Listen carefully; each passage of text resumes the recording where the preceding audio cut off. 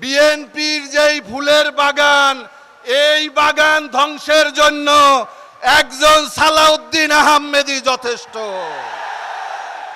BNP ধ্বংসের জন্য মীর শাহ আলম যথেষ্ট। এই পশ্চিমবঙ্গ আমাদের, ভারতবর্ষ আমাদের। আজকে নাকি এই রংপুর নিয়ে ষড়যন্ত্র হচ্ছে। বাংলাদেশ নিয়ে ষড়যন্ত্র করলে সমুচিত জবাব তোমরা পেয়ে যাবা। আমরা ৪৭-এর মতো আমরা লাহোর প্রস্তাবের ভিত্তিতে আমরা আমাদের অংশের জন্য আমরা দাঁড়িয়ে যাব। হচ্ছে গণভোটের রায় বাস্তবায়ন করতে হবে।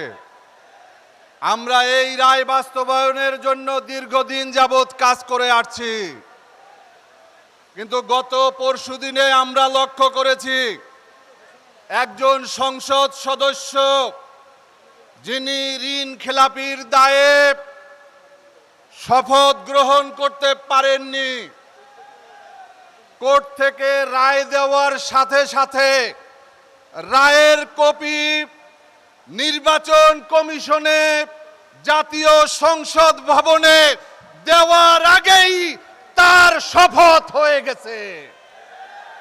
এটা কেমন কথা?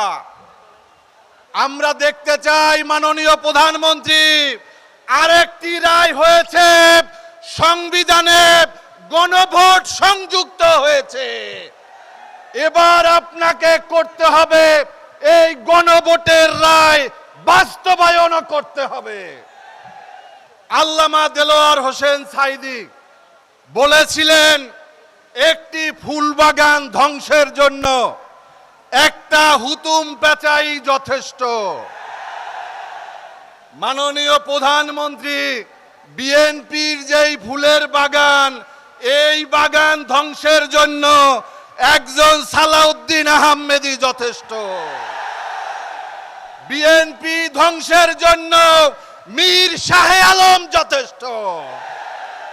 তারা আজকে ডালে ডালে হুতুম পেঁচা বসে গিয়েছে। বন্ধুরা, আমরা বলতে চাই এই হুতুম পেঁচাদেরকে তা না হলে দেশের জনগণ রাজপথে নেমে থামানোর ব্যবস্থা করবে। সংগ্রামী বন্ধুরা আমার, আমাদের পার্শ্ববর্তী দেশ ভারত, আমরা এক সময় এক ছিলাম। এই পশ্চিমবঙ্গ আমাদের ছিল।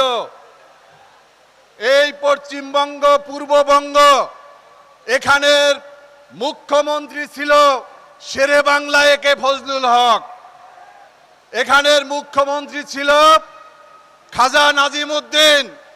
মুখ্যমন্ত্রী ছিল হোসেন শহীদ সোহরাওয়ার্দী। এই পশ্চিমবঙ্গ আমাদের, ভারতবর্ষ আমাদের। আজকে নাকি এই রংপুর নিয়ে ষড়যন্ত্র হচ্ছে। বাংলাদেশ নিয়ে ষড়যন্ত্র করলে সমুচিত জবাব তোমরা পেয়ে যাবা। আমরা ৪৭-এর মতো আমরা লাহোর প্রস্তাবের ভিত্তিতে আমরা আমাদের অংশের জন্য আমরা দাঁড়িয়ে যাব। সংগ্রামী বন্ধুরা আমার, বক্তব্য বেশি দেওয়ার নেই। আপনারা খুব কষ্ট করছেন। ২০১৪ সালে এই মঞ্চে ঠিক একই জায়গায় মঞ্চ ছিল। দেশনেত্রী বেগম খালেদা জিয়া এবং জামাত ইসলামীর নেতৃবৃন্দ সহ আমরা এখানে বসে, আপনারা কাক ভিজা ভিজেছিলেন একইভাবে, এবং বেগম জিয়া সহ আমরা এখানে অবস্থান করে তারপরে আমাদের সমাবেশ সফল করেছিলাম। কেন সমাবেশ ছিল? গণতন্ত্র প্রতিষ্ঠার জন্য। আমাদের সমাবেশ ছিল ভোটের অধিকার প্রতিষ্ঠার জন্য। ১৯৭০ সালে পাকিস্তানিরা আমাদের ভোটের রায় মেনে নেয়নি, এজন্য আমাদের স্বাধীনতার যুদ্ধ আমাদের করতে হয়েছে। কিন্তু বিগত জানুয়ারি মাসের আমাদের গণভোটের রায়ও মেনে নেয়নি, এজন্য কি আরেকটা যুদ্ধ করতে রাজি আছেন? আমরা যুদ্ধ করতে রাজি, আমরা জীবন দিতে রাজি, তবু আমাদের গণভোটের রায় বাস্তবায়ন করে ছাড়বো ইনশাআল্লাহ। বিএনপির মহাসচিব বলেছেন যে নাকি জামাতের নেতাদের ভূমিকার জন্য তাদের ক্ষমা চাওয়া উচিত।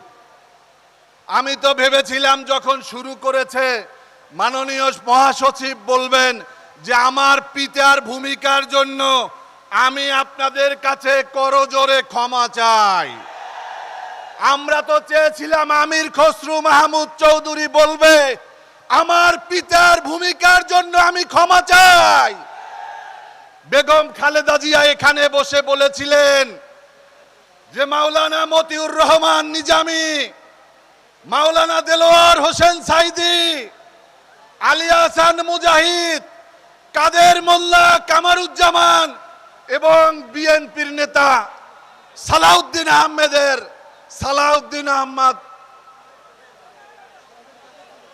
সালাউদ্দিন কাদের চৌধুরীর মুক্তি চেয়েছিলেন। আজকে সেই বিএনপির নেতারা ভুলে গেছেন। আজকে খালেদা জিয়াও নাই, খালেদা জিয়ার বিএনপিও নাই। আজকে জিয়াউর রহমান নাই, জিয়াউর রহমানের জাতীয়তাবাদী বিএনপিও নাই। ভারত বিরোধী বিএনপিও নাই, আগ্রাসন বিরোধী বিএনপিও নাই, গণতন্ত্রের পক্ষের বিএনপিও নাই। আজকে তারা আওয়ামী লীগের অফিসের তালা খুলে দেয়। সংগ্রামী বন্ধুরা আমার, আমাদের বিএনপি 11 দলীয় জোটের উচিত ছিল আমাদের প্রথম প্রোগ্রাম এই রংপুর থেকে শুরু করা, কারণ এই রংপুর থেকেই আন্দোলনের দামামা বেজে উঠেছিল। আবু সাইদ যদি জীবন না দিত হাসিনা পালিয়ে যেত না, জামাত ইসলামীকে যদি নিষিদ্ধ করা না হতো গণ অভ্যুত্থান হতো না, ইসলামী ছাত্র শিবিরকে যদি নিষিদ্ধ করা না হতো আবু সাইদরা রাজপথে নামতো না। আপনাদের সবাইকে ধন্যবাদ। দেখা হবে রাজপথে, কথা হবে স্লোগানে। বাংলাদেশ জিন্দাবাদ, বাংলাদেশ লেবার পার্টি জিন্দাবাদ।